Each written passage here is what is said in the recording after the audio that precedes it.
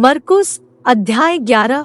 जब वे यरूशलेम के निकट जैतून पहाड़ पर बैतफगे और बैतनिय्याह के पास आए, तो उसने अपने चेलों में से 2 को यह कहकर भेजा कि अपने सामने के गाँव में जाओ और उसमें पहुँचते ही एक गदही का बच्चा जिस पर कभी कोई नहीं चढ़ा, बंधा हुआ तुम्हें मिलेगा, उसे खोल लाओ।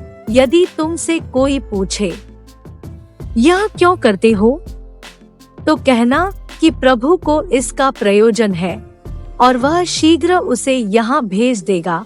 उन्होंने जाकर उस बच्चे को बाहर द्वार के पास चौक में बंधा हुआ पाया और खोलने लगे। और उनमें से जो वहाँ खड़े थे, कोई कहने लगे कि यह क्या करते हो, गदही के बच्चे को क्यों खोलते हो। उन्होंने जैसा यीशु ने कहा था वैसा ही उनसे कह दिया। तब उन्होंने उन्हें जाने दिया और उन्होंने बच्चे को यीशु के पास लाकर उस पर अपने कपड़े डाले और वह उस पर बैठ गया। और बहुतों ने अपने कपड़े मार्ग में बिछाए और औरों ने खेतों में से डालियां काट काट कर फैला दी। और जो उसके आगे आगे जाते और पीछे पीछे चले आते थे, पुकार पुकार कर कहते जाते थे कि होशाना, धन्य है वह जो प्रभु के नाम से आता है, हमारे पिता दाऊद का राज्य जो आ रहा है, धन्य है आकाश में होशाना। और वह यरूशलेम पहुंचकर मंदिर में आया और चारों ओर सब वस्तुओं को देखकर 12 के साथ बैतनिय्याह गया, क्योंकि सांझ हो गई थी। दूसरे दिन जब वे बैतनिय्याह से निकले तो उसको भूख लगी और वह दूर से अंजीर का एक हरा पेड़ देखकर निकट गया कि क्या जाने उसमें कुछ पाए, पर पत्तों को छोड़ कुछ न पाया, क्योंकि फल का समय न था। इस पर उसने उससे कहा, अब से कोई तेरा फल कभी न खाए।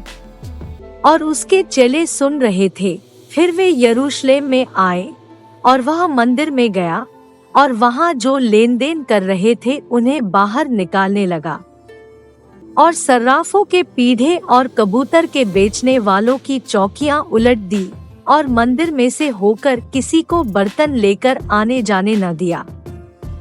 और उपदेश करके उनसे कहा, क्या यह नहीं लिखा है कि मेरा घर सब जातियों के लिए प्रार्थना का घर कहलाएगा? पर तुमने इसे डाकुओं की खो बना दी है। यह सुनकर महायाजक और शास्त्री उसके नाश करने का अवसर ढूंढने लगे, क्योंकि उससे डरते थे, इसलिए कि सब लोग उसके उपदेश से चकित होते थे। और प्रतिदिन सांझ होते ही वह नगर से बाहर जाया करता था। फिर भोर को जब वे उधर से जाते थे तो उन्होंने उस अंजीर के पेड़ को जड़ तक सूखा हुआ देखा। पतरस को वह बात स्मरण आई और उसने उससे कहा, हे रब्बी, देख, यह अंजीर का पेड़ जिसे तूने श्राप दिया था सूख गया है। यीशु ने उसको उत्तर दिया कि परमेश्वर पर विश्वास रखो। मैं तुमसे सच कहता हूँ कि जो कोई इस पहाड़ से कहे कि तू उखड़ जा और समुद्र में जा पड़, और अपने मन में संदेह न करे, वरन प्रतीति करे कि जो कहता हूँ वह हो जाएगा, तो उसके लिए वही होगा। इसलिए मैं तुमसे कहता हूँ कि जो कुछ तुम प्रार्थना करके मांगो तो प्रतीति कर लो कि तुम्हें मिल गया और तुम्हारे लिए हो जाएगा। और जब कभी तुम खड़े हुए प्रार्थना करते हो, तो यदि तुम्हारे मन में किसी की ओर से कुछ विरोध हो तो क्षमा करो, इसलिए कि तुम्हारा स्वर्गीय पिता भी तुम्हारे अपराध क्षमा करे। और यदि तुम क्षमा न करो तो तुम्हारा पिता भी जो स्वर्ग में है तुम्हारा अपराध क्षमा न करेगा। वे फिर यरूशलेम में आए और जब वह मंदिर में टहल रहा था तो महायाजक और शास्त्री और पुरीने उसके पास आकर पूछने लगे कि तू ये काम किस अधिकार से करता है, और यह अधिकार तुझे किसने दिया है कि तू ये काम करे? यीशु ने उससे कहा, मैं भी तुमसे एक बात पूछता हूँ, मुझे उत्तर दो तो मैं तुम्हें बताऊंगा कि ये काम किस अधिकार से करता हूँ। यूहन्ना का बपतिस्मा क्या स्वर्ग की ओर से था व मनुष्यों की ओर से था? मुझे उत्तर दो तब वे आपस में विवाद करने लगे कि यदि हम कहें स्वर्ग की ओर से तो वह कहेगा, फिर तुमने उसकी प्रतीति क्यों नहीं की?